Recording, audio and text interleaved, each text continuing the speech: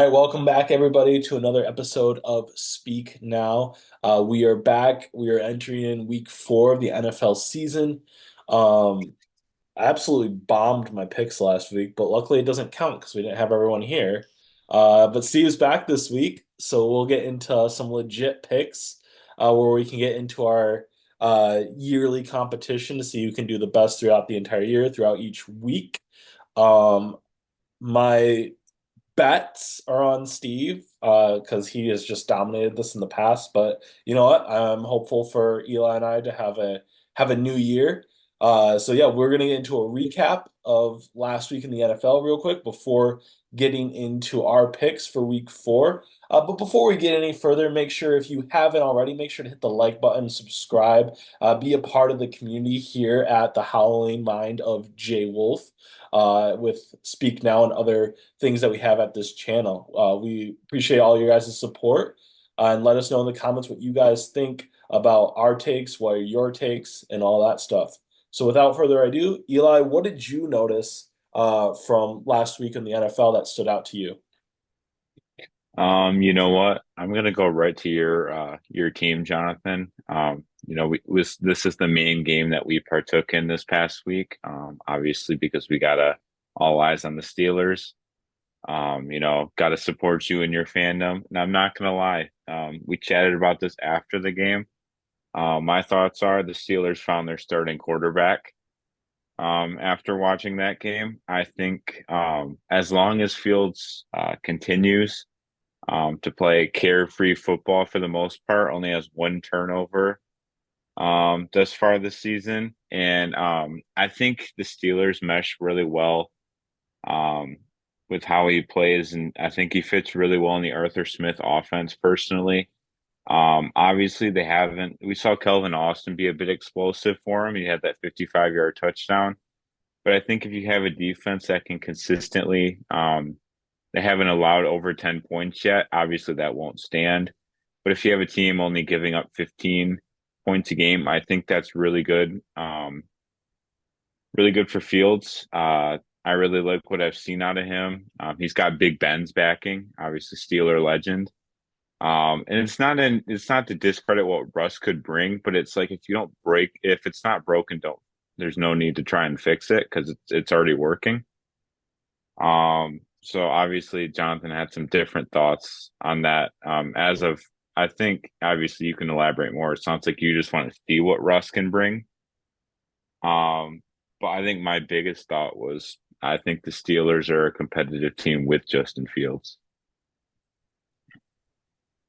Yeah, in regards to Pittsburgh, I mean, I agree with that take, but I also think if the Steelers want to make that next step and win playoff games and things like that, they're going to need a little bit more dynamic. I think the past couple of years when they've won 9 games, 10 games, 11 games, they've showed up in the playoffs.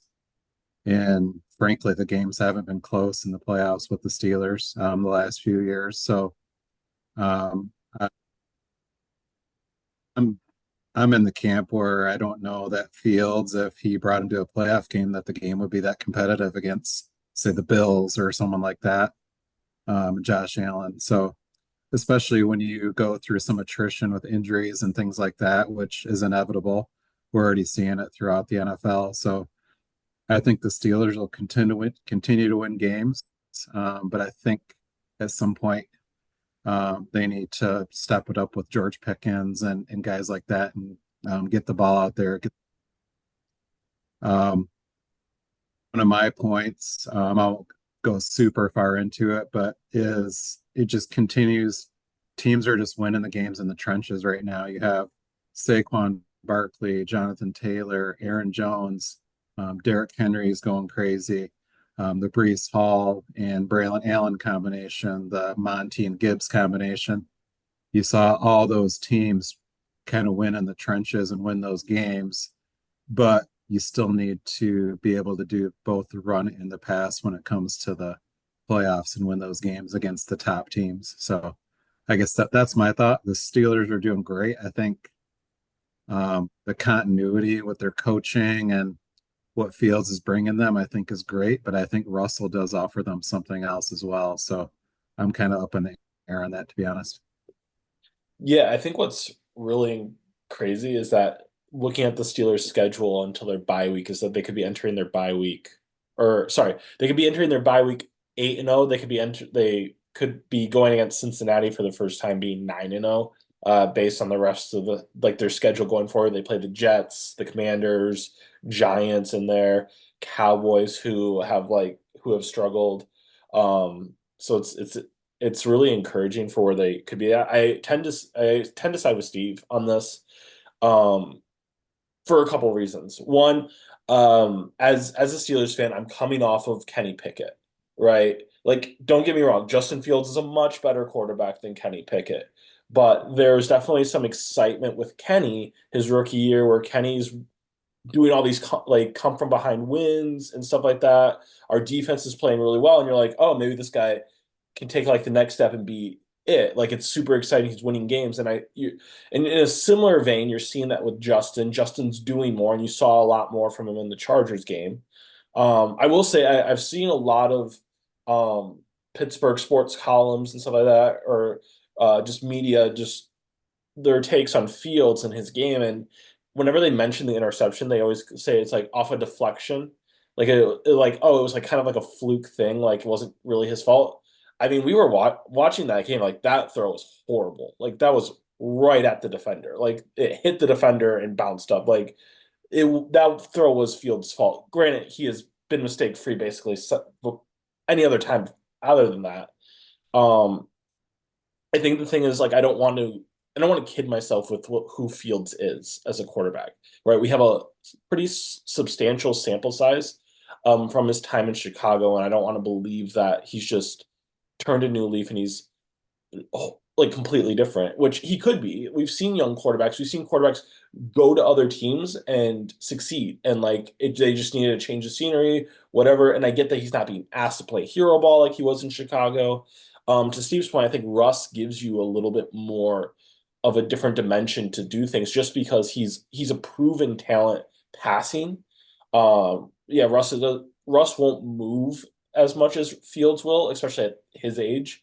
But Russ is someone that can definitely put up like 300 yards, multiple touchdowns, and like get you close to 30 points, I think, with this type of team. And he has a playoff pedigree where he's won playoff games, he's won a Super Bowl, he's been to another Super Bowl. Like I think I tend to trust that more. Again, we haven't seen what he's looked like really in a Steeler uniform, besides I think one drive in the preseason that in Detroit, which he looked great in that drive, but it was one drive. So yeah, we'll see. Yeah, I don't know. To Steve's point, it's a hard year to judge things because it's been a lot of trench football where you have Andy Dalton having the best game of a quarterback all season. It's wild times that we live in. Yeah, Yeah, I go ahead, Eli. yeah, I mean I can see your guys' perspective. I guess I'm more in the boat. I think Pittsburgh's a better fit for Fields, so kind of the thing I took like Geno Smith and Sam Darnold as a sample. So obviously that's two of 32 teams. So I mean, not a massive amount. I'm sure there's obviously other examples. Um, but I'm obviously small sample size, so um I can see where you guys are coming from as well though, because we saw Fields twice a year as a Lions fan. Yeah, another thing I would bring up is I think we saw a step forward from a couple of rookie quarterbacks. Jaden Daniels and Bo Nix really stepped up. So Jaden Daniels, I think it is positive for sure, but I know the Bengals have been really bad this year. So I don't want to overstate how well he did, but that game was fantastic. And Bo Nix also had a great game, which was against Tampa. So, and then my other takeaway would be just the way Buffalo's played, without the distraction of Stephon Diggs. I think them using their running game and then just kind of complimentary having the passing game and Josh Allen doing what he does. And again, not having that distraction of Diggs, I think is making a big difference for them. I think people have a foregone conclusion that the Chiefs are just gonna, win every game at the end of the game, and then they're gonna win in the playoffs, and then they're going to win a third Super Bowl, and everybody's gonna kumbaya, and Travis Kelce's gonna retire and all that. But Bills are really making a statement in the AFC, so it's early, and the Chiefs are also 3-0, but the Bills are doing it convincingly. So that's one of my big takeaways is the way they really handled the Jags, which another guy that got a big contract, Trevor Lawrence, is I think lost his last 8 games. So that's kind of something else to throw out there. Yeah, that's a good point. Just to respond to lastly to Eli's Steelers thing again. There's also that part of me that just really in a couple of years wants Arch Manning, so I don't want them to find their quarterback. But anyway, yeah, Steve, I think you bring up a good point especially about the Bills. Because I've seen a lot of sites, and I think rightfully so, still talk about the Chiefs as the favorite. I mean, the Bills have won commandingly. I feel like I know like the week 1 against Arizona, they had a battle back, but even then, I feel like the end of the game is like really in the Bills' favor. And I get that they played the Dolphins where they lost Tua, and they just played the Jags where, like to your point, Trevor looks lost. Peterson could be fired mid-season. I mean, is this? I mean, it's commanding. Like 47 points is, especially in I feel like this year's NFL is huge. Should the Bills be viewed as the front runner in the AFC over the Chiefs? What do you guys think there? I mean, I feel like it's hard not to. I mean, I will say, to comment on Steve's take on Stephon Diggs, I don't even think it's rather. I think it's a distraction in the sense of I don't feel like Josh Allen's necessarily. He doesn't feel they need to force the ball to anybody. Um, Diggs is obviously a vocal player. I don't necessarily think he was a massive issue. I just think Josh Allen feels a lot. I mean, you don't really see a top dog in the offense. And there's also just to tag along with the Chiefs, they Patrick Mahomes is kind of just squeezing by games. I saw he's in his last 8 games, he's 11 touchdowns and 9 interceptions. So he's really, I don't want to say bailed out by his defense because he's still Patrick Mahomes and he won a Super Bowl last year. But I mean, I do think to an extent the Chiefs defense is kind of helping them out to start the year, along with every game's been down to pretty much the last play. Um, I would definitely seat the Bills in front of them right now, but we kind of see that in the past. We've kind of written off the Chiefs, and then they turn it on in playoff time. So part of me is like it's really hard for me to say something like that because it's like once you hit January, I feel like Patrick Mahomes all of a sudden just turns nuclear. Yeah, I would agree. The one really big loss is Isaiah Pacheco. So there's potential that he might be out for the season. But to your point, Mahomes, Kelsey, I feel like they're just kind of coasting, kind of like NBA teams or like the Lakers back in the day or Celtics or whoever. They kind of they'd be the 3-4 seed and then they just get to the playoffs and turn it on. I feel like there's potential for the Chiefs to continue to do that, but Pacheco's a big loss. Um, but Rashee Rice has just been a monster. I mean, he's just automatic for Mahomes, and as good as Mahomes is, if he has a guy like that, that's hard to stop. And then when Kelsey decides to turn in the extra gear, which I feel like he can still do this year, they're going to be tough. And I feel like Chris Jones is coasting a little bit too in the games I watch. He's kind of a step late, kind of having those late hit penalties on the quarterback, things like that. Still looks really good, but um, they look like they have a little bit of a hangover, but yet they're still 3-0. They're barely winning the games, whereas the Bills are just trouncing people. So yeah, so I'd still say the Chiefs are number one, but the Bills are definitely knocking on their door. Well, I do think it's interesting because, Jonathan poses a question on the AFC Bills or Chiefs, which they're pretty much the two that you put up there just because the Texans and the Ravens have kind of underperformed. But I mean, I don't know I gotta ask what you guys think. The NFC to me is kind of an open book currently. I feel like the NFC is a complete mess because I mean the Rams and the Niners both considered contenders, they both aren't they're underperforming, and Seattle's looked the best in the West. Um then you look like the Falcons were the favorite down in the South. They have underperformed. You've seen the Bucs and the Saints overperform. And then the North has three competing teams as well. And then the East has the Commanders potentially. They could make a run depending on Gene Daniels play. I don't know what you guys think of the NFC mess that's going on right now. Yeah, I mean, this is hard because, well, with the 49ers, like you want to expect them to bounce back, but they got Debo who's out. They have Christian McCaffrey who's flying to Germany to get like a second opinion on his Achilles, I believe. Like he could be out for the year. Like that's not a good sign.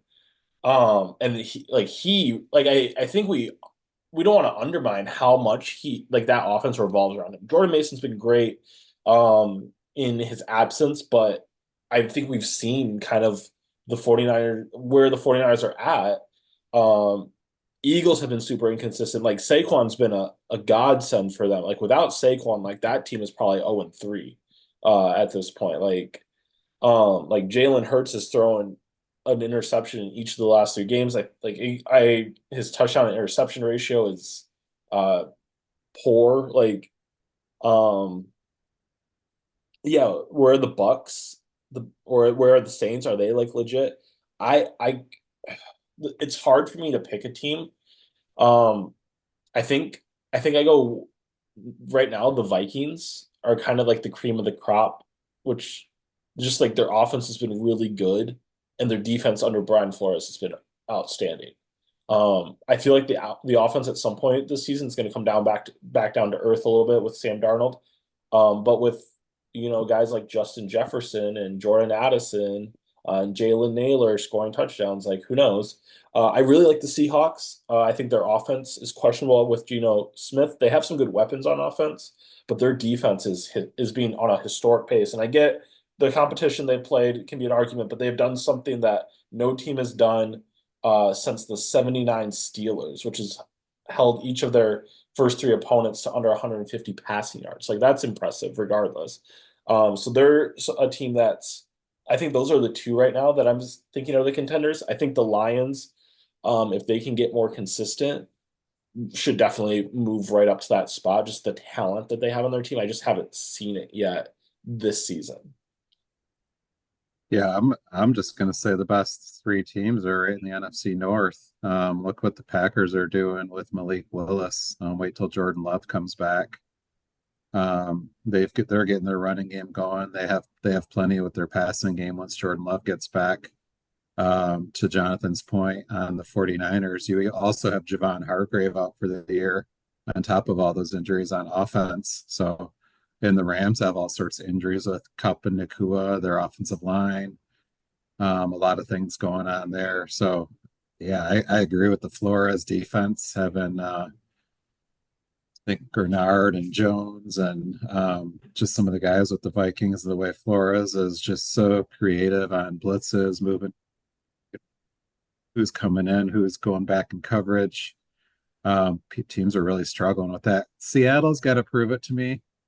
They've played Skylar Thompson, Jacoby Brissett, and I believe Bryce Young in their three games. So, um, yeah, they're interesting with their new coach. So, and they always give Detroit trouble, and Detroit has some injury problems of their own right now. And they're kind of so if Detroit can pull whoever wins that game to me is going to be right behind Minnesota if they beat Green Bay. And if Green Bay wins that game, I would actually put either of those teams number one in the NFC. So I know we'll get to the picks later, but those are my thoughts.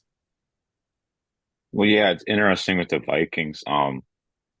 The Vikings had probably the best free agent pickup in Andrew Van Ginkel so far. I mean, that guy he's made a play every single game. He's all around the field. I mean, every time we watch Red Zone, we hear Chris Hansen mention Andrew Van Ginkel at least once. I think he had a pick six. He's had a fumble recovery. So that's been an unbelievable. That I knew that was a good pickup from the start. Brian Flores is kind of blossoming. I never can see him becoming a head coach again because of the mess he had in Miami. But like he could become the next Steve Spagnuolo, where he just always has this amazing defense. Um, I he's been fan. He's last year he had an underrated defense, and this year, I said the Vikings would be trash, and boy was I wrong. I'd say another thing I kind of want to mention is kind of the Malik Neighbors to Daniel Jones connection. Obviously the Giants aren't really projected to be um at the top of the NFC East and competing for a wild card. But I'd say Daniel Jones looked like 2022 Daniel Jones in the last week. I know he's kind of considered overpaid in that aspect. But Neighbors has three touchdowns, had eight catches last week. Those rookie wide receivers are really blossoming. And I could see the Giants. I'm not sure your thoughts, but I think the NFC East, I think the Cowboys could really struggle with the Commanders and the Giants both blossoming last week. I mean, yeah, I mean, I wouldn't rule the Giants out of a playoff spot there. I wouldn't rule any team from the NFC East out. I think that division is still up for grabs. I think the Eagles at times have looked elite, but it's just, I mean, I think we all have kind of crapped on Sirianni while we're watching the games. Like he's gonna hold them back. I feel like. Um, yeah, they go. I feel like they go as far as Saquon goes, which isn't always a good sign if you have to ride your running back into the playoffs because the more you use your running backs, the higher likelihood they're going to get injured, and Saquon's already someone with an injury history. Um, who knows what the Commanders end up doing with Jaden Daniels? Who knows how far he grows in this year? They could be a team that's really interesting to watch. Um, I mean, yeah, it remains to be seen. Did they beat the Bengals, and are the Bengals going to be a crappy team this year, or are the Bengals just slow and they end up being a contender? And yeah, will Daniel Jones look like that more consistently going forward now that there's neighbors, or is that just something where it's just the same old Daniel Jones where we get maybe like an elite game a season out of him and then he's just trashed the rest of the way? I don't know. I think it's a fair point, Eli, to say that the Giants have a shot at this. Well, I think Yeah, they're like, oh, no problem. I feel like Daniel Jones is a product of the media, how he gets pooed on, to be honest. You got contracts like Trevor Lawrence and Tua and how much money Justin Herbert got. And sure, you could argue that those guys are better, but they're also making 10 to 15, if not more $1 million per year versus Daniel Jones. So I don't know which contract is the best out of Tua, Lawrence, and Daniel Jones. Right now, you'd probably say Daniel Jones. 3 weeks ago, you would say the other two over Daniel Jones, right? So that's just kind of strange. And on the Commanders, I just feel like their defense is so bad that they're gonna hold them back because to your point, Jaden Daniels kind of has to play hero ball just for them to win that game. So I don't know how much he can keep that up. I mean, I believe they did lose to the Giants, was it? And I think they lost another game besides that. So um I take that with a grain of salt because I think the Patriots also put up big numbers against the Bengals. So I don't know what's going on with the Bengals, but there's a big mess with Zach Taylor and the team and all the contract stuff. And, Joe Burrow walking out in his outfit down the hallway there. So the new Joe Burrow is 0-3. So if you want to throw another quarterback in their contract, he's kind of underperforming. He did have a good game against Commanders, but again, their defense is horrible. So, I yeah, a lot of craziness. I'd have a hard time really putting the blame on Joe Burrow. I personally don't think we can stake much blame on Joe Burrow. for the 0-3 season. I think the game against the Chiefs, he played pretty well in my opinion. They lost that game on a game-winning field goal that the defense um, had a couple late penalties that cost them. And it's a close game with the Chiefs. So I thought, and then last week, this past couple days ago, he played, in my opinion, out of his mind. I mean, the Commanders, their defense couldn't, their Bengals defense didn't have a stop in the second half. Um, so I mean, there is partial blame. Joe Burrow has had his wrist doesn't seem fully healed, so him and Jamar Chase didn't have a connection the first two games.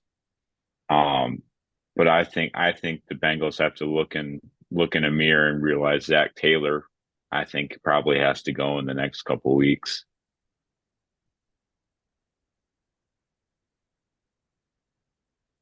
Yeah, yeah. I mean, I think it's hard to be in that position for the Bengals, um, where it's like you have like this head coach that's taking you to a Super Bowl, right? It's like one of your few Super Bowl appearances. Like you won like a playoff game for the first time since like texting got invented under this guy. And I think, yeah, I mean, I don't think that you're wrong for saying that maybe he needs to go, but I think you might get in. I mean, I don't know. You might get into this point where it's like you have like the Marvin Lewis effect where like they're just good enough that they just stay. Like, because if the Bengals start turning this around, I think it's the same thing with Doug Peterson, right? Doug Peterson is a guy that aside you take out his Super Bowl winning year with the Eagles, and he's a guy that's went basically 9-7, 9-8, his entire like NFL coaching career, and like a 14 and like 12 season or something like that. Like, yet this guy is still employed, and like I think he's going to be gone during the season. Yeah, I think Zach Taylor is an interesting one. Um, I mean, I don't know. I think that's an interesting point for sure. I mean, you could be looking at the Bengals, like Bengals. I talked about this week one, Bengals and Ravens both missing the playoffs. Ravens looked a lot better last week, but it's against Dallas's defense, and Dallas's defense has been horrible so far. I don't know. Yeah, it's just pretty much just a lot of teams underperforming to start the year. I think there's going to be a lot of surprise playoff teams. I'd be intrigued later in the season we do like a playoff predictions. Because I think there's probably going to be three or four that really surprise us. I mean, the Vikings and Seahawks will already surprise us. So I think that'll be an interesting thing to look at in a couple weeks because I think right now you can't really determine who's in and out. I think you probably need these next. Once you hit the bye weeks, is when you can really start to see the pretenders and the contenders. Um, just because it's not quite a big enough sample size, but it's getting real close. Yeah, for sure. Even teams like I mentioned, like Arizona is going to give people trouble. Kind of teams I looked at before the year were Arizona, Washington, Seattle, and they're all kind of a problem. And you throw I thought India would be better to be honest in the AFC, but they're starting to feed Jonathan Taylor. So I really think that's going to be a good game against the Steelers. That's going to be an underrated game this week. Just with the problems Anthony Richardson and his legs and what Jonathan Taylor's really kind of stepped up and they've made him the focal point again instead of just having Richardson make a bunch of mistakes and run around and throw the ball to the other team. So um, everybody's really emphasizing the trenches, which I had already mentioned. So and back to the same thing with the defense, like a team like Detroit is just they have the best run defense in the league. So you get to these fourth and ones and third and fours and things like that. And, you go to the end of the game and Arizona or whoever they're playing the Rams and they're all 20-30% execution on third and fourth down. And that's just huge with how much teams are going on, fourth and five, fourth and four, fourth and two. And teams like Detroit and some other teams have really emphasized that. Yeah, I think a team that could be interesting to watch in the coming weeks with their quarterback changes, the Panthers, putting up 36 against the the Raiders is no small feat. Not saying that they're going to automatically become contenders or anything like that. They're just a little bit more intriguing than they were under Bryce Young. But yeah, super exciting for week 4. I think we're definitely going to get more clarity onto where these teams stand. But we got to take a quick break and then we'll be back with our weekly picks.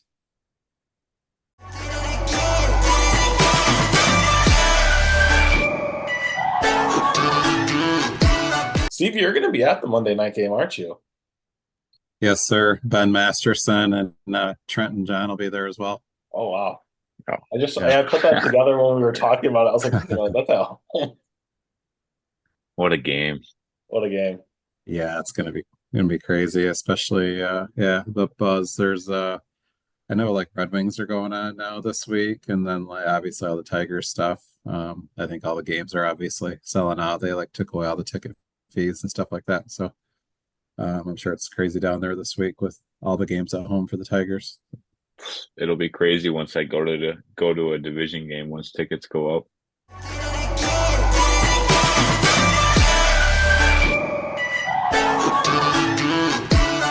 All right, we're back. We're back with picks. Let's just get into it. We were just doing some Detroit sports talk before we got back. Might have to include that clip in the official recording.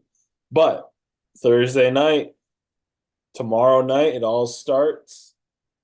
Cowboys travel to East Rutherford, New Jersey to take on the New York Giants, fresh off their win against the Cleveland Browns, while Dallas has dropped the last 2. Does Dallas bounce back here, or will New York even it out and go 2-2? Eli, what's your take? Man, it's a tough one. The Cowboys defense not super compelling. They don't have that, that defensive touchdown aspect that they had with Deron Bland yet this year. And so that concerns me. I don't think they're going to be able to handle Malik Neighbors at all. Not that the Giants really have anybody to necessarily handle CeeDee Lamb on the other side. But I really do think the Giants are going to take this game. I was back and forth. I'm like, do I really think the Giants are going to take this game? Daniel Jones does have a great track record against Dallas. And I said, screw it. We're picking the Giants. I went 6-10 last week, so clearly nothing was going my way. So I'm switching it up. I like the Giants. I think their defensive line with Dexter Lawrence and Brian Burns will cause some ruckus. What in God's name is going on in here? What was that ruckus? What ruckus? I was just in my office and I heard a ruckus. They have a solid defense. Give me the Daniel Jones-led New York Giants. I can't go that far. I'm definitely taking the Cowboys in this one. I think the Cowboys kind of put it together at the end of that Ravens game and kind of made a comeback there after the previous game really getting trounced by the Saints. So I think they're kind of getting their legs underneath them with Dak and CD on the offense. And to your point, I do think they know what Daniel Jones does. They don't have Saquon anymore. It's Devin Singletary. I do think they're going to emphasize Rico Dowdle more in their game. They're kind of phasing out Zeke a little bit more, and I think they'll have a game plan to slow down Neighbors. You got to make someone else beat you, right? So teams adjust week to week. The Browns aren't a team that's smart enough to figure those kind of things out. Typically, just look at their playoff game against Houston as well. Going back to last year. So I'm going to go Dallas 27-24. I don't want to pick Dallas, but something's pulling me that way, and I'm going to go Dallas. Yeah, I went into this doing the picks, wanting to go Eli's route here with the Giants. If I was going based off this season alone, I would probably lean towards the Giants and where they're trending. But history doesn't lie more often than not. Dak has a 12-2 record against the Giants. He also has a stellar record. I think he's won the last 5 Thursday night football games that he's played in, while Daniel Jones is like 1-12 or something like that in primetime games. So it's like Dak has owned the Giants. Granted, I get that like Ben Roethlisberger owned the Cleveland Browns up until he got blown out in the playoffs to them at home. Like things could change, things could happen. I'm still going to go with history on this one. I'm going to say Dak and company go into the Giants stadium and they win. I think that's going to be a lower scoring too, like probably like 24-17 or something like that. All right, next game we have for Sunday, 1:00. It's a battle of Southern hot teams. We have the New Orleans Saints, fresh off their first loss of the season, and offense that looks like it might have cooled, going against the Falcons, who, though they are 1-2, have a hard-fought loss last week against the Chiefs, where they very much could have won that game. Do Kirk Cousins and company improve to 2-1 at home on the season?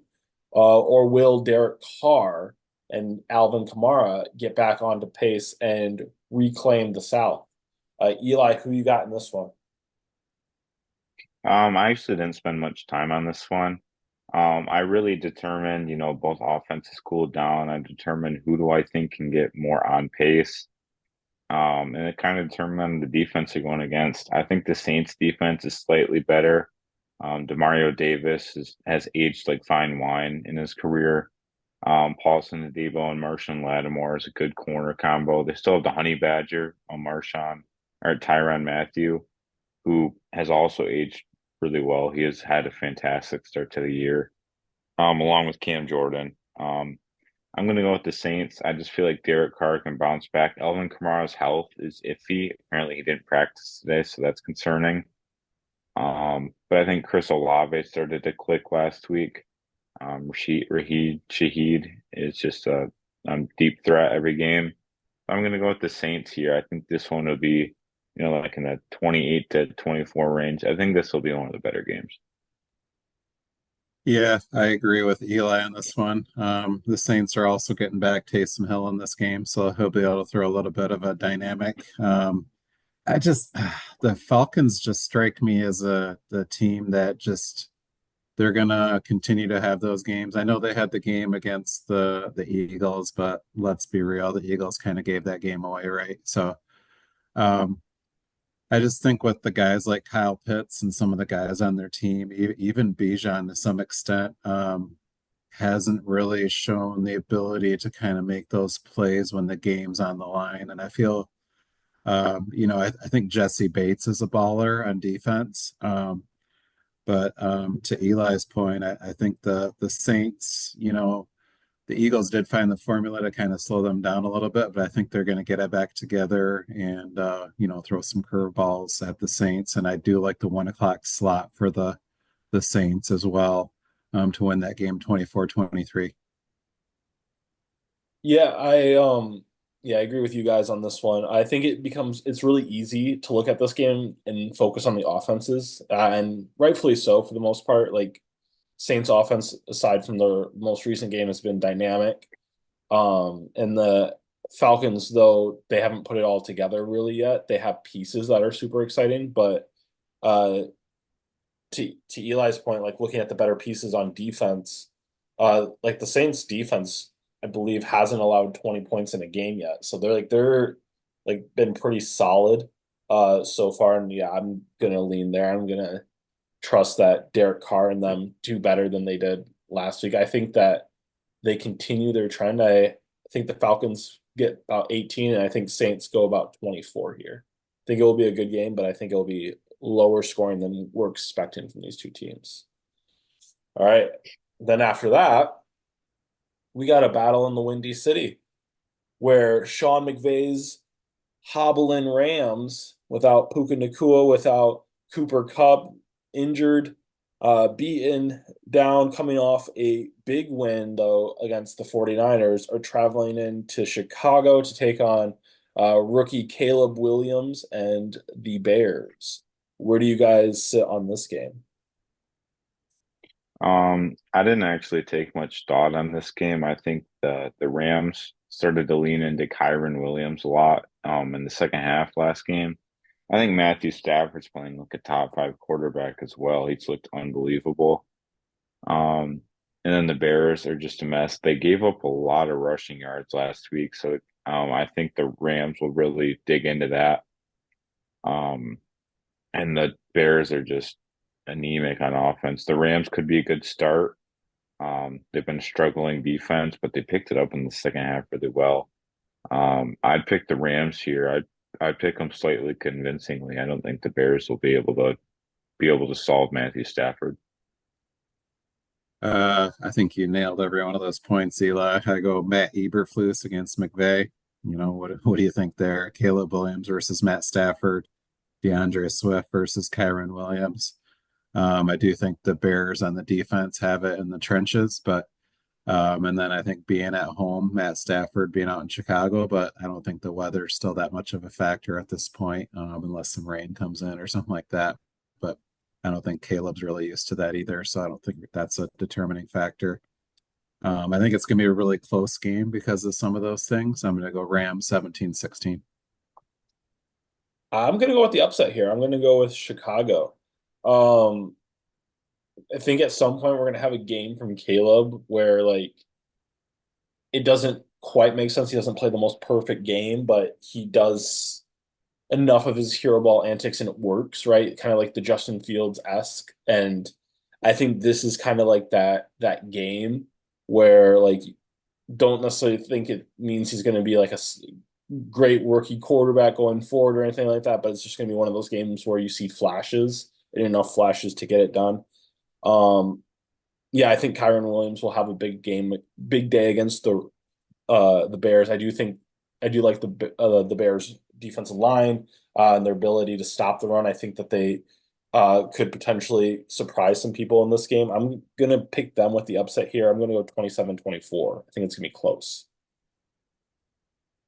Then we got a NFC North showdown. We got the red hot undefeated Minnesota Vikings doing their best purple people eater reincarnation, going against Malik Willis probably and the Green Bay Packers. Who do you guys got here at Lambeau? Um, just another quick tidbit. Funny enough, the Chicago Bears are actually favored in that game. Funny enough, um, they're favored by two, which I think it's just because they're at home. I was baffled to see that, but I just saw that, so I just thought I'd throw that in. Not that it affects the game really at all. But moving on to the Viking Packers, like you said, this one's I think it's the game of the week. It's a battle of two really good defenses, two really solid rushing attacks. We saw the Packers bring on Emmanuel Wilson last week, and he looked really good against the stout Titans run defense. I think it really just comes down to Jordan Addison playing could really help the Vikings. Um, but I think the Vikings defense is the difference here. I think they could, if Malik Willis plays, there's rumors Jordan Love could come back. But if Willis plays, I don't foresee him being able to solve the best defense he's played. Um, and I mean, Justin Jefferson has dominated Jair Alexander when they've played each other. I don't foresee that changing. He's the best player potentially in the NFL. I'm going to go with the Vikings here. I think they continue their trend as the best team in the NFL thus far. Yeah, I agree with you. I think you're going to also see an Aaron Jones Lambeau leap, but of course for the Vikings. So I'm going to go Vikings 28-17. I agree with everything you said. I think even if Jordan Love plays, I think that almost makes it just as bad or worse. Happy Father's Day to all the Bears fans out there. Go Pack Go. I think he's going to be a little bit erratic his first game back if he does play. And I don't think the Packers really want to throw him in that game, to be honest, the way the Brian Flores is throwing everything at everybody. So I think they'd rather continue doing what they're doing and see if they can pull off another win, especially being at home. But I think Vikings 28-17. Yeah, I think the Vikings have arguably been the best team like this entire month. Definitely the best team in the NFC. I don't see that changing despite going to Lambeau. Yeah, I think if Malik Willis plays, I think that this is going to be a rough game for him. I know he's looked a lot better than people thought. A lot of that is due to Matt LaFleur, but I think there's only so much that you can cover up against a really good defense. So yeah, I think Vikings win this pretty handedly, 31-17. Um, then we have a game that I'll be watching for sure. We got the undefeated Pittsburgh Steelers traveling to Indianapolis to take on AR-15 Anthony Richardson and the Colts. Who do you got on this one? Um, I didn't really put that much thought into it. I mean, if we're using the AR-15 nickname, personally, I think he's looked more like a BB gun throwing the ball. I Anthony Richardson completes like 9, 10 passes a game. Some of them look spectacular, but I mean, Will Levis throws a spectacular pass every once in a while too. The Steelers, I really think the big thing for them in this game, just to ensure victory, like they did last week with the Chargers, it was can they stop the run game against a hot running back in J.K. Dobbins? They did that. I think Jonathan Taylor will be, if they can contain him enough, not allow the big play. If you allow a 10-yard gain here and there, it's okay. If you don't allow the big play, I think the Steelers will win this handedly. No Alex Highsmith is a little concerning. Um, but I think I'd go the Steelers here by a touchdown. I'd pick them 20 to more like 17-10 around there. It's going to be low scoring. Uh, I think this could be a letdown game for the Steelers, unfortunately. I really think they should win. But I think, yeah, I think with Highsmith and I think with Jonathan Taylor being dynamic, and I think um, they're gonna find ways to use AR-15 a little bit better, take better care of the ball, take the shots when they need to, things like that, move them around. Also, the Colts defense is kind of underrated as well. So I think they could give some problems to the Steelers, especially being at home. So I'm going to take the Colts 21-17. I'm going to stick with the Steelers. I'm going to have a hard time not picking them up until their bye week, just on their schedule.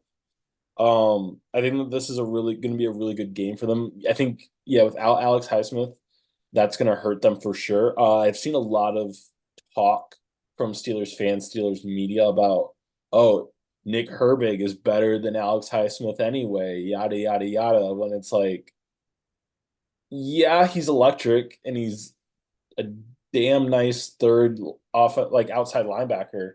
Um, but Highsmith has just been elite in stuff like run defense and like other stuff where it's like he doesn't get the stats because of guys like TJ and Cam Hayward. I think, yeah, that run defense aspect is going to be huge. I still think the Steelers can do enough to stop Taylor because essentially like what the Steelers are really good at is making sure they can take away like one thing from a team on offense. And I think if you take away Jonathan Taylor, they're a pretty good team at limiting mobile quarterbacks, right? They've had a lot of experience going against Lamar. They've been really solid against Lamar. I'm not too worried about Anthony Richardson using his legs. I think he will have a long touchdown at some point in this game, something like how you saw Justin Herbert to Quentin Johnston last week. Like you're going to see that again this week, probably like a deep pass to like Alec Pierce or maybe Adonai Mitchell gets one. But I do think that this is a game where the Steelers uh, shouldn't have too much difficulty. It'll probably be close in the first half, and then like they did last week, they're just going to wear them down and they're just going to run it up the gut on them. I have the Steelers winning this one 24-10. Um, After that, rookie sensation, is it too soon to call him that? Who knows? But he's feeling mile high. Bo Nix, coming fresh off his first win as a rookie, is going to travel also to East Rutherford, New Jersey. He's going to take on the legend, Karen Rodgers. Will Karen stay hot, or will Bo Nix come in and rain on his parade. Who you got, Eli? I didn't have a tough time with this one, unfortunately for Bo Nix. I do think the Jets are a team to watch out. I do think that they could give the Bills a run for their money. Once they start clicking, you saw Aaron Rodgers really click last week against the Pats defense that had been decent thus far. Before that, he's just really good at those like medium length plays. He was hitting on everything. Tyler Conklin got really involved, and Garrett Wilson a bit more. And then also just for the Broncos. I think they just got to get really creative to have a shot. I mean, they're going against a really nice secondary and DJ Reed and Sauce Gardner. Um, I think they'll have a bit of a tough time. The Jets D line is a bit decimated. Their O line got a couple injuries last week. But I just like the Jets. I think they're a team that's going to compete in the AFC this year. So unfortunately for Bo Nix, I think his hot streak will end at one game. Yeah, I agree. This is a really easy game. The Jets defense is going to overwhelm Bo Nix. Their running game has been subpar, and then Bo Nix, well, he has improved, and I do like his game, to be honest. I think Mike Williams getting more snaps. I think the combination of Braylon Allen and Brees Hall, like I had mentioned earlier in the episode, I think it's just going to be too much for Denver to handle. I'm going to go Jets 23-10. I'm gonna go with the upset here. I don't know. I'm probably like too high on Bo Nix. It's kind of like, or I'm just gonna like ride or die with him while he's doing well. I think a name to watch in this game is Tyler Batty. He's been really efficient running the football. He's running back for the Broncos. I think if they start incorporating him more into this game plan, I think that's where they're gonna have a chance. Really make this about like ball control football. Like, Broncos actually have a pretty solid defense that's like a little underrated here with guys like Patrick Surtain going against Garrett Wilson. I think like that could be a huge matchup there. I think realistically the Jets probably win this easily, but I'm just gonna pick the Broncos because I like the upset here. It's unexpected. It's Jets are highly favored. You got 93% of people on ESPN picking the Jets, so I'm just gonna go Broncos here. I think we'll go 20-17. And then after that, we got two potential NFC contenders. Both have had their mix of highs and lows this season.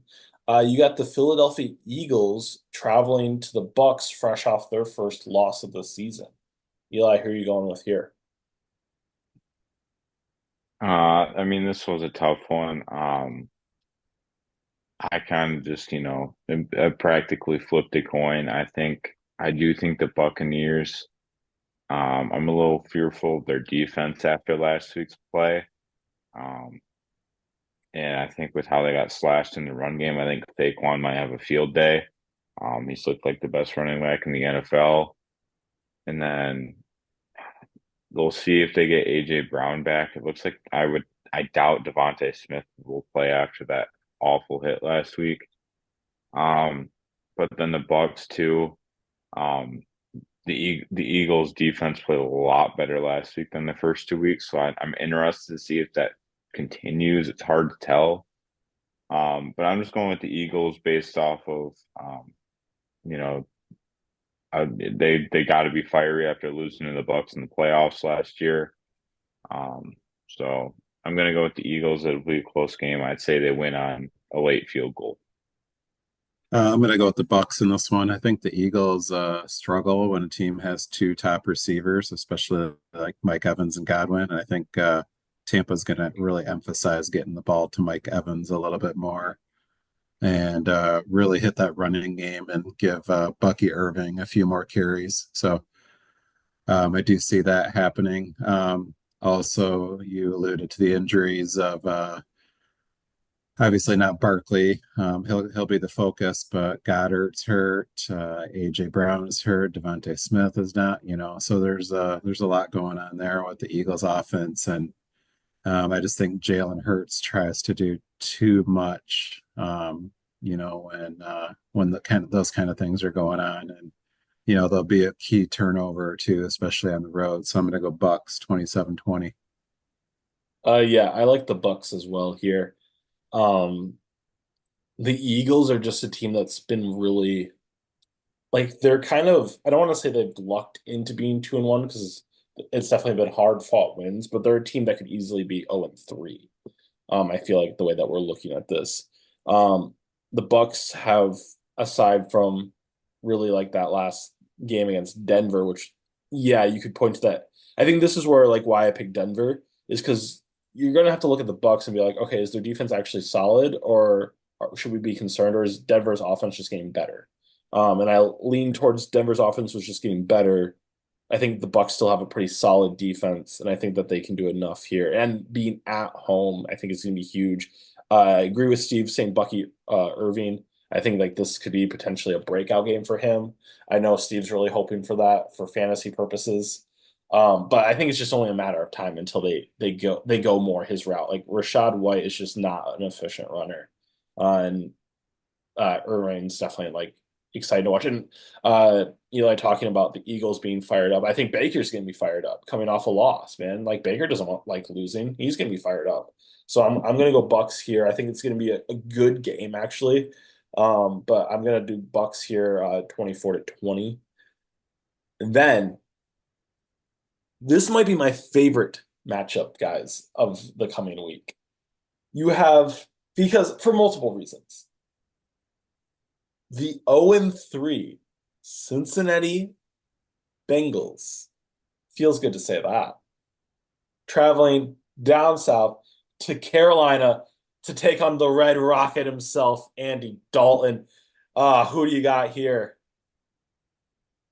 I don't have the same excitement about this game just because Andy Dalton's never been more than a mediocre quarterback. So I guess there's that. Um, but I did pick the Carolina Panthers just because I think we saw Washington um, just feast on that Cincinnati secondary. I foresee him doing the same thing, connecting with Deontay, potentially Xavier Legette breakout.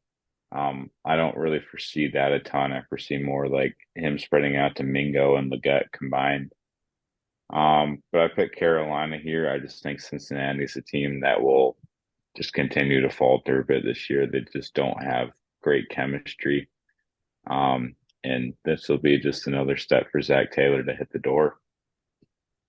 Oof, rough take on Andy Dalton. I had to look up those numbers. He was actually a very good quarterback. I think they're held back by coaching through the years.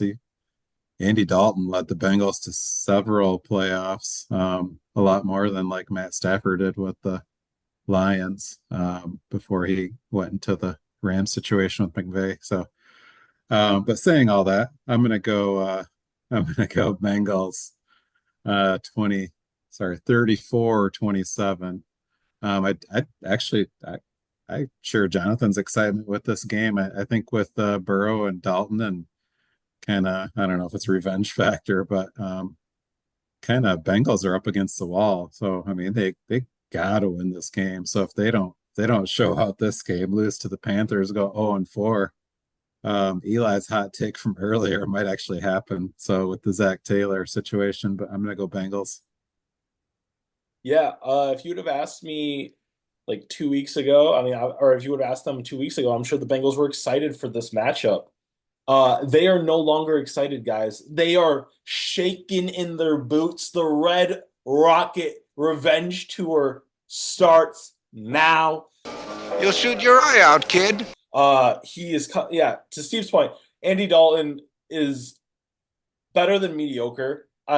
He was never like a top quarterback, but he was definitely like top half of the league, especially with AJ Green back in the day. Like they put together some decently good statistics. He had like I'm pretty sure he was a Pro Bowler at least like 1 year, and yeah, so it's like whatever. Andy Dalton, dude, this dude's got to be pissed off. He's got to be redder, like red hot mad, like redder than his hair, mad that the Bengals decided to move on from him, cut him, draft Joe Burrow. Nah, this is Andy Dalton's game. They're rejuvenated. Like Canales is looking like we've had some good pieces all along. It was just really Bryce Young holding us back. I didn't draft that guy. I didn't want that guy. He's gone. Andy Dalton's going to come in. Xavier Legette is going to go for over 100 with a tutty. Chuba Hubbard's going to have a big game. They're just going to keep getting better. Like the Panthers, don't sleep on them from here on out as long as Andy Dalton. It's going to be an Andy Dalton, Sam Darnold NFC Championship game at this point in the season. So I'm going to go Panthers here. I think that they put up 34-26 against the Bengals. All right.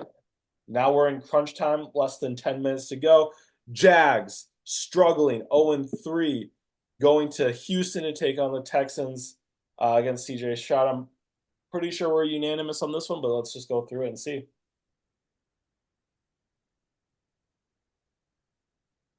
I'm sorry, my AirPod just died. What game did you just say?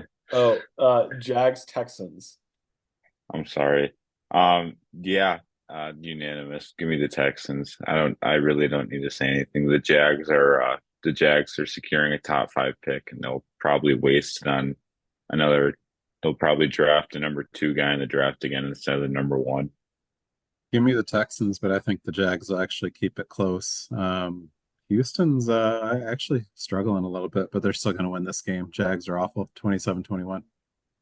I like I like Houston here, 21-10.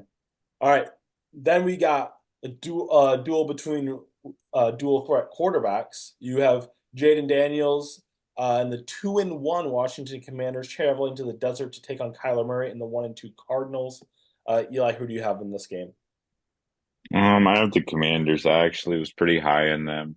Steve can attest to this. I was pretty high on their free agency and their draft. I like the Commanders a lot. I also am not. I think the Cardinals have played well. I just think they're a year off. I think the Commanders are going to go through another RG3 rookie year type season, where he did play hero ball the whole year. I foresee the same thing happening. I think Washington's going to go on a little run, so I like the Commanders here. I'll pick them 30-20. They have an explosive offense. I'm going to go with the Cardinals. It's in Arizona. Arizona hits hard. They're going to put some hits on Jaden Daniels, which will slow him down. Just look at the Lions injury report from playing Arizona. That was a hard fought game, to be honest. Kind of felt a little bit flat towards the end, but I think Arizona is just going to roll all over the Commanders defense. James Conner is going to have a huge game, kind of a comeback from last week, 27-24 Arizona. I'm going to go Commanders here. Eli has sold me on the Commanders and Jaden Daniels season. I like the RG3 comparisons. I think they're an 8-10 win team with borderline playoff aspirations. I like them on the road to keep hot. This is probably going to be unanimous, but we'll see. We got Pats traveling to the Bay to take on the 49ers. Yeah, I think the 9.5 point spread they have it on's a little too big. I could see Drake May coming into this game if Brissett gets destroyed again, but it's the Niners. I'll take them by probably around a touchdown.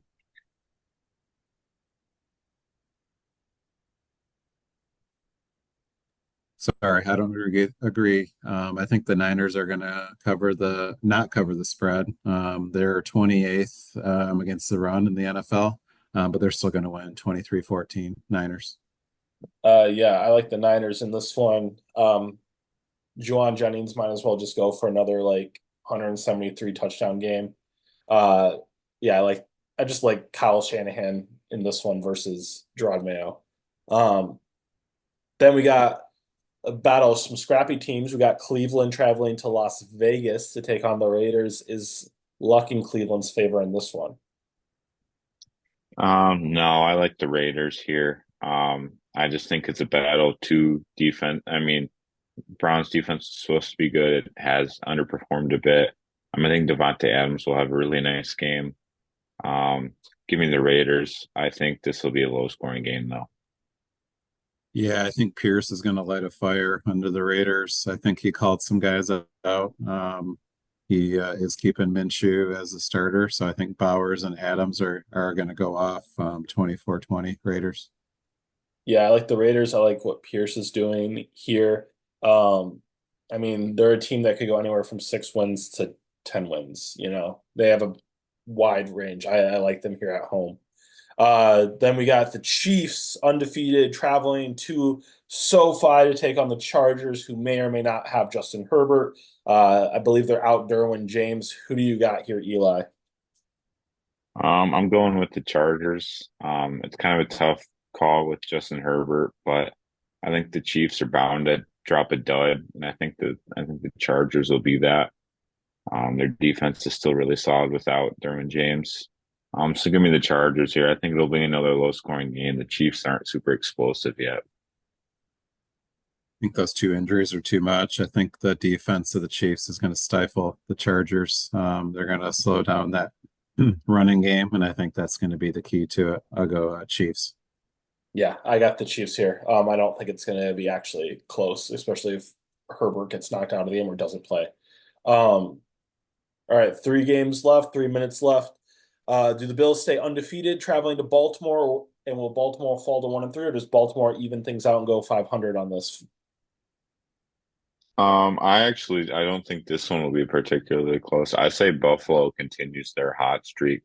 Buffalo's defense has been super great, although against not great quarterback play yet. But I like how Josh Allen's distributing the ball, so I'll take the Bills by 10. I'm going to go Bills 31-27. I agree with what Eli said. Yeah, I'm going to go Bills here. They found their identity this early in the season, which is a good sign. Ravens still quite haven't yet. So I have them losing this one, dropping to 1-3. Next up, Will Levis travels to South Beach to take on the Dolphins. Will he get his first win of the season, or will the Dolphins continue to ride out this Tua wave and go 500? Yeah, I mean, I'm happy I don't have to waste my time. Or I'm happy I'm not really missing a good game while watching the Lions on Monday night. I'm taking the Titans though. I just think the Dolphins offense won't be able to contribute anything. Tyler Huntley might be a little better for him, but I'll take the Titans here by a field goal. I'll take the Pro Bowl quarterback Tyler Huntley to win this game, 19-17, going Dolphins. That make that oof. Kenny Pickett could have been a Pro Bowler at that season. I'm going Will Andy Levis. Dalton could have been a Pro Bowler. Andy Dalton was a Pro Bowler. Grizzly Adams did have a beard. Give me Tennessee. Hopkins is healthy, and I think Will Levis is going to look his way more. They're going to start winning a few games. There still won't be a good team, but they're going to win more. All right. Steve will be at this game. Seattle versus Detroit. Forward down the field at Ford Field. Who you got? Obviously, I mean, I am going to go with the Lions, but I actually do think they'll break. It's kind of like when you play a team, once you hit the third time, I think they'll figure it out. I think the Lions will figure it out this game. They'll beat the Seahawks. I actually think this could be a bit of a defensive game. I think this could surprise people, but I do think the Lions will click, and I think they'll win this game. Yeah, I think we're going to get some big plays. I think they're going to get Jamison Williams back involved, and I think the running game's going to continue to take off.